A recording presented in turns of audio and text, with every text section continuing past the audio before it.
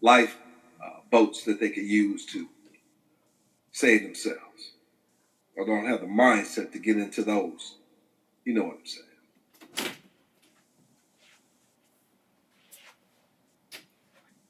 The National Guards and Jim Crow, even to this day. They don't have to use the National Guards no more because Jim Crow has taken over and he's done such a good job to destroy our families. The 13th Amendment. Oh, that was a brilliant Jim Crow law right there. Still doing his job today. Still doing his job today. My. So we need to get beyond this. We need to get beyond this.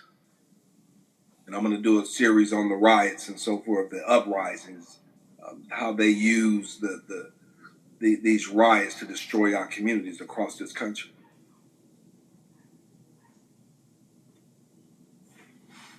And then and the abortions and the crime, the violence, the dysfunctional moving out of the neighborhoods instead of fixing where we are, the not being able to create generational wealth, the dysfunctionality of our children, and they're not being trained to succeed, there's no succession planning in place. This ministry, and it's my ministry, is designed to address these issues. And they're trying to, and no matter what education that you have, everybody needs to understand about financial management, which they don't teach you in school. How to create wealth, accumulate it, and preserve it for the next generation. Because after all, that's the reason that you go to school, to get an education so you can make more money. Now you need to know how to manage that dollar. You need to know how to manage that. And just because you have more money than the next person doesn't make you smarter, doesn't make you better. But to whom much is given, much is required of thee. And then talking about what I used to have and what I don't have no more. So we need to understand the issues that befall us, but we need to know how to resolve them. And we need to look at ourselves in the mirror if we can. And if we can't look ourselves in the mirror, then that's a problem as well. So we need to address that.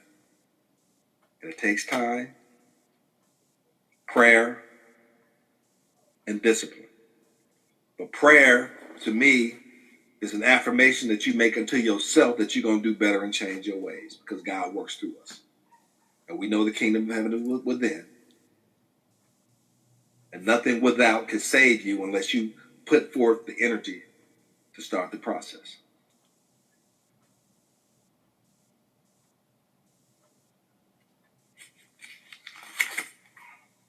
And then the next thing we need to get in control of is our spending.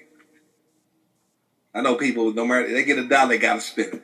They always spend it. Some people don't cook at home. They eat out every day. They just spend every dollar they get. They just spend every dollar they get.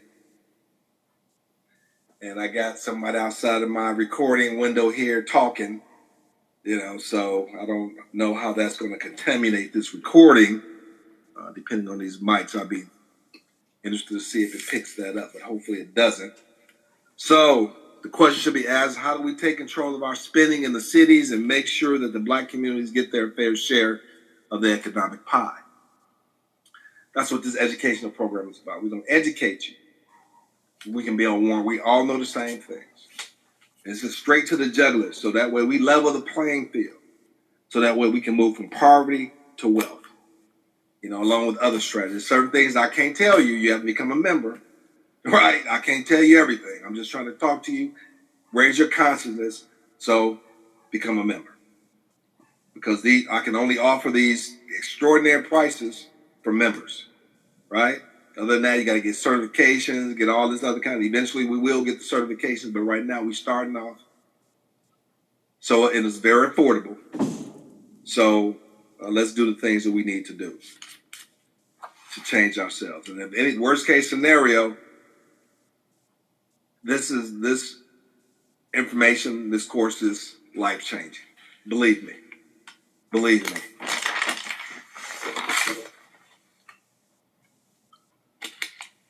So we need to deal with the miseducation of our children. We need to deal with our drugs, right? They're drugging our kids with this synthesized cocaine, and then they grow up to be addicted to drugs. And they want to know why. It's a whole bunch of stuff. You know, the juvenile incarceration, the number one referral to source to new juvenile inmates is the school system, right? Come on, man, we can do a better job. And, you know, we come on, wake up, parents, wake up. And the ones that should be listening to it, I hope you listen to this and pass it on. And if a black child or any child can't read by the 3rd to 5th grade, a 75% chance they will go to prison in their adult life. Just because your child's received a diploma doesn't mean they can read or think. In this situation, the problem first is a lazy parent. Get on with parenting. Is not easy. Parenting is not easy. Or have send them to somewhere to be evaluated if your child is out of control. And I believe this program will normalize a child and help them to see the future. Right? All right. And the importance of developing themselves. So next time we'll go into some other issues, and then I'll almost be done with this series, and then I will, after I finish this series, and I'm going to start talking about investments and stuff and financial management more directly. This part right here will become a part of these series. Probably be a few more series will go to the critical thinking module of the program. Okay, so we'll deal with the educational issues, some other issues that we deal with, but a lot of this is just taking personal responsibility as individuals. And I hope that you become a part of this program and go to the website and put your name and email address and become an active participant. There's a lot of material. I've done great things to try to make sure that you have some good information to think about, and then we can gradually go to the next level. But time's going to pass anyway, so you might as well do something that will change your life. And I guarantee you that if you stick to the program and put that 3 to 4 hours in to study every week, and get your family involved, your children, your young people involved in it, I already know it makes a difference. It always makes. Your young men may stray. The young women are pretty much on point. If you give some good structure and discipline, don't let them turn up. You know what I'm saying? Get lost with these boys and all that kind of stuff. Keep them at bay. Then you'll produce a productive child, in the end. But parenting is not for the weak-hearted or weak-spirited. It takes heart. You gotta raise your children. You can't let them grow like wildflowers, right? You gotta nurture them. All right, fam. All right, so let's go ahead and end this one up, and then we're gonna a few more sessions to go through. Then hopefully